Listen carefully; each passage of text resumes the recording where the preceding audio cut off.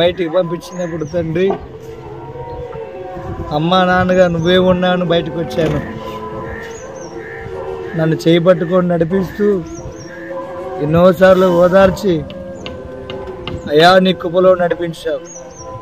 ఈరోజు ప్రభువా కలవరి స్వస్థ ప్రార్థనాలయంలో ఉన్న సభ్యులను బట్టి, వాళ్ళు చేసిన సహకారాన్ని బట్టి ఒక మంచి ఇల్లు కట్టడానికి నువ్వు కృప చూపి తండ్రి వందనాలు.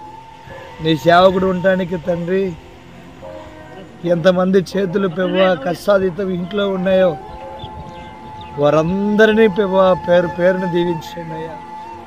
వారు మా మధ్యలో లేనప్పుడు కూడా వారు ఏ గ్రామాలలో ఉన్నారో, వారి ఎవరిళ్ళల్లో వారు ఉన్నారు, అయినప్పటికీ వాళ్ళకి దీవెన దయచేయండి తండ్రి.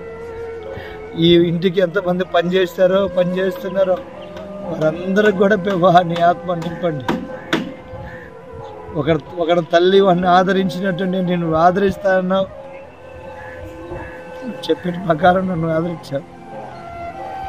నా బతుకు తినాలన్నీ తండ్రి నీ పాదాల దగ్గరనే నీ సేవ చేసుకోవటానికి తండ్రి నీ కృప దయచేయండి.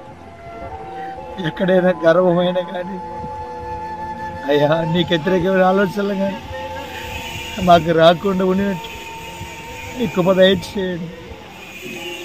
ఈ మధ్య ప్రభువా నువ్వు కట్టించింది ముందున్న పనులు కూడా మీరే జరిగిస్తారు. పనిచేయడానికి వచ్చిన తండ్రి ప్రతి బిడ్డను దీవించి, ఎక్కడ తండ్రి చిన్న గీత కూడా పట్టడానికి లేదు వాళ్ళకి. మీ సన్నిధి తోడుగా వచ్చి సాపు ఏ సమయానికి ముగించాలో మీరే ముగించి మీరు మాత్రం మహిమ తెచ్చుకోండి. మీ సేవకుడు చెప్పగానే ఆత్మీయ బిడ్డలు ఆత్మీయ సేవకులు వచ్చారు, పరిచయం చేస్తున్నారు. వారి పట్ల తండ్రి నీ సన్నిధి వచ్చండి. వారికి కావాల్సిన మేలు ప్రభావ మీరు సహాయం చేయండి.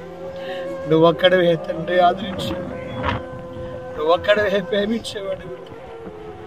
చాలా మంది ఈ ఊర్లో మమ్మల్ని ఎగతాలు చేశారు, ఏలన చేశారు, ఇంట్లో కొంత బయటికి పంపించారు. దేవా ఈ ఊర్లోనే ఉండటానికి నీ కృప దయచేసావు, ఈ ఊర్లోనే ఇల్లు కట్టుకోవడానికి నీ కృప చూపించావు.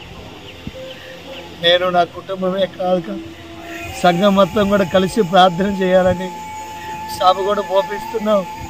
ఈ మితమైన తండ్రి పరిశుద్ధులు అయ్యా ప్రార్థిస్తుండగా, అయ్యా మీ సేవకులు వాక్యాలు చెప్తుండగా, ఈ మిద్దె నుంచి మేము బోర వస్తుండగా ఊరు మొత్తానికి వినిపడి అనేకులు మేలు పొందుకోవడానికి నీ కృప దయచేయండి.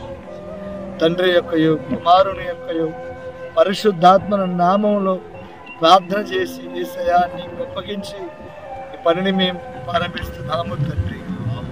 ఆమేన్ ఆమేన్.